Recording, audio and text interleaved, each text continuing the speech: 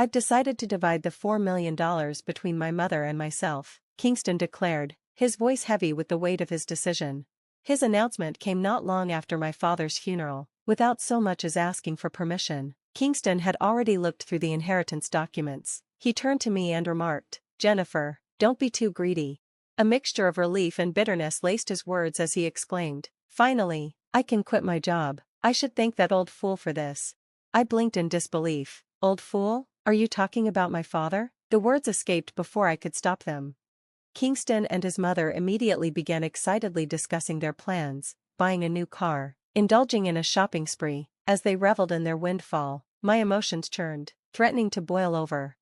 For years, I had handled all the housework, been asked for money, and endured their insults toward my husband. I had reached my limit. With a forced smile, I swallowed my anger and said, "Go ahead, use the money however you and your mother see fit." But deep inside, I knew, I was done.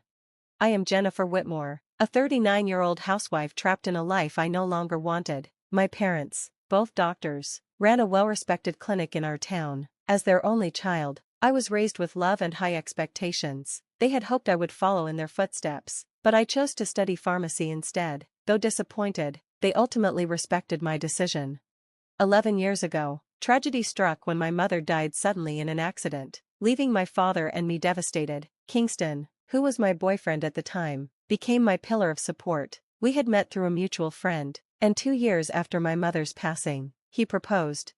Kingston worked a modest job in the food and beverage industry. Our financial situations were vastly different, but I believed in our love and our ability to overcome any challenge. When I told my father about our engagement, he was grateful to Kingston. "I've heard how Kingston has been there for you, Jennifer. Thank you. Please continue to take care of her," he said, looking at Kingston with appreciation. In that moment, surrounded by warmth and love, I felt certain we were making the right choice. But now, as I looked at the wreckage of our marriage, I questioned everything. The following week, we visited Kingston's family home to share the news of our engagement. His mother, heavily made up and long divorced from his father, scrutinized me with a critical gaze. "Marriage? This is the woman you chose?" she scoffed. "Bit plain, isn't she? And older too? Wouldn't a younger, prettier girl be a better match?" Before I could react, Kingston jumped in. "Mom, you know Bristol Meds, right? Jennifer works there. Her father's a doctor, owns his own clinic," he said, his tone casual. I had expected Kingston to stand up for me. Instead, he highlighted my family's wealth. It felt strange, but before I could dwell on it, his mother's expression changed. "Oh, Kingston, why didn't you say so earlier? That's a different story," she beamed. "Jennifer, dear, what a pleasure to meet you." With her approval secured, Kingston grinned, satisfied, but I couldn't shake the unease settling in my gut. As our wedding plans fell into place, my father surprised me with a lavish apartment in New York City as a wedding gift. Overjoyed, I turned to Kingston and said, "Dad gave us this place. It's more than a gift, it's our new home. Let's live here happily together."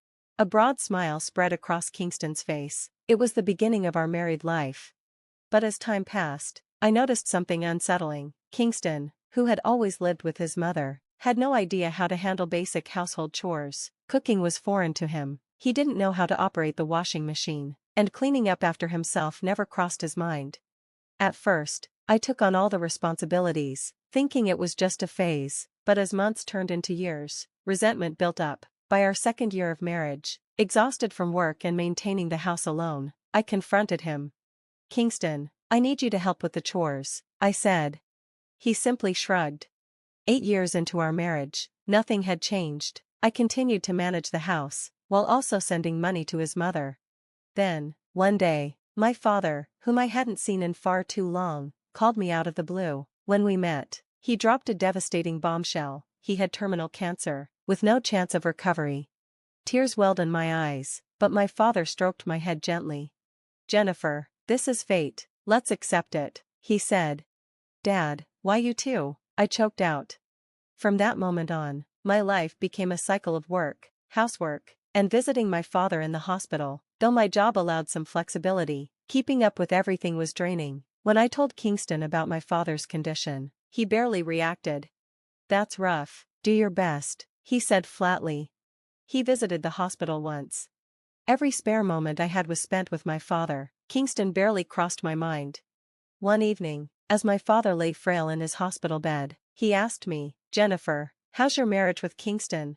I hesitated, thinking about Kingston's indifference and his mother's constant demands. I couldn't bring myself to answer. Seeing my hesitation, my father sighed. "Jennifer, you don't have to suffer. Think about your happiness. Don't worry, you won't struggle after I'm gone," he said gently. His words shattered me. I broke down in tears as he held my hand in silence. 3 months later, he passed away, overwhelmed by grief. I threw myself into arranging the funeral. Kingston, unsurprisingly, showed little interest. He didn't offer any help. I barely had time to process his indifference. Friends and colleagues gathered to bid my father farewell. Even Kingston and his mother made an appearance. The day after the funeral, I received a call from my father's lawyer. When I met with him, he laid out the details of my father's estate. After taxes and deductions, my inheritance totaled over $4 million. My father had not only been a successful doctor but had also invested wisely in real estate. As his only child, everything was left to me. Stunned, I signed the necessary paperwork, overwhelmed by the responsibility of such a large fortune. Back home, I laid out the documents on my desk, exhaustion seeping into my bones. I must have dozed off on the sofa. When I woke up, I heard voices, Kingston and his mother. They sounded cheerful. "Huh, Kingston? Mother?" I mumbled, still groggy. Kingston walked over with an unusually bright smile. "Well done, Jennifer." Confused, I glanced around, then my eyes landed on the inheritance documents in his hands. "Wait, don't go through those without asking," I snapped, anger flaring inside me. His mother, completely unfazed, grinned. "Wow, $4 million. This is incredible. Now we can live in comfort for the rest of our lives." I froze, my mind struggling to process their excitement. I couldn't wrap my head around the sudden shift in Kingston's tone. Then, with a smug expression, he made his announcement. "Oh, about the $4 million. I've decided to split it between my mom and me." His words hit me like a ton of bricks. It was right after my father's funeral, before I even had time to grieve properly. Kingston, after snooping through the inheritance documents without my permission, had the audacity to look me in the eye and say, "Jennifer, don't be too greedy." And then, as if it was some grand victory, he added, "Finally, I can quit my job. I have to thank that doddering old man." I stiffened. "Doddering old man? Are you seriously talking about my dad?" The words escaped before I could stop them.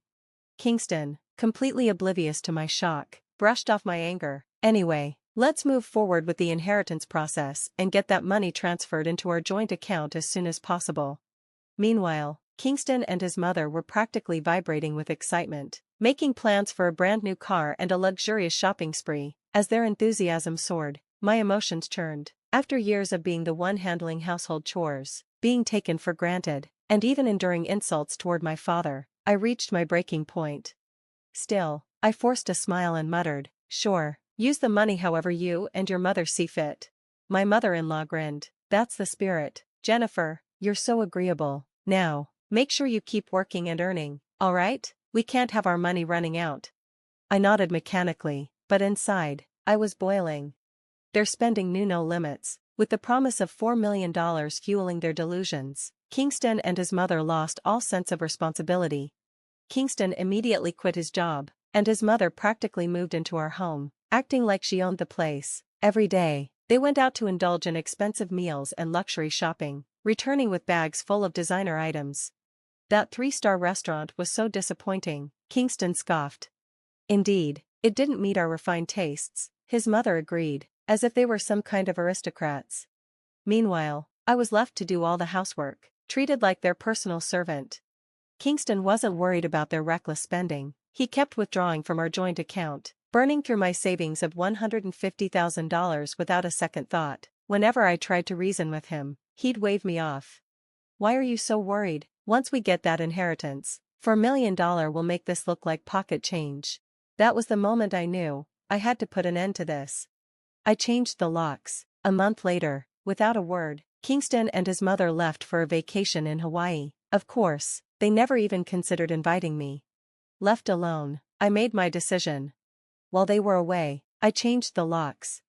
A week later, I heard loud knocking at the door. Checking the intercom, I saw them, Kingston and his mother. still in their Hawaiian shirts, looking smug. "Jennifer, open up," Kingston barked.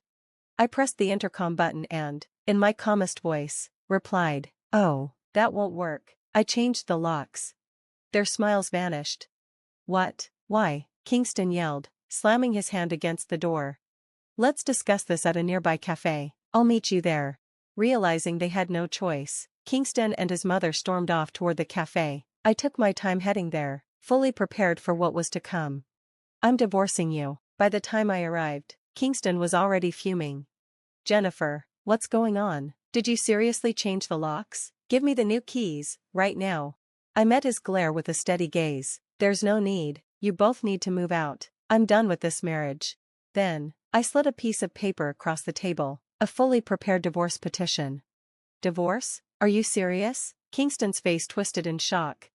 His mother gasped. "Jennifer, what are you thinking, after all we've been through?" Keeping my voice steady, I asked, "By the way, you two have been spending wildly. Are you sure your finances are okay?"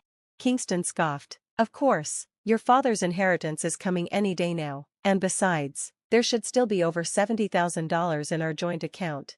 Confidently, he pulled out his phone, opened the banking app, and froze. "What? Where's the money? It was there just the other day." His voice cracked with panic. His mother snatched her phone and checked her own balance. Watching them flounder, I leaned back and said, "Oh, that? I already transferred the $70,000 into my personal account, as part of the property division."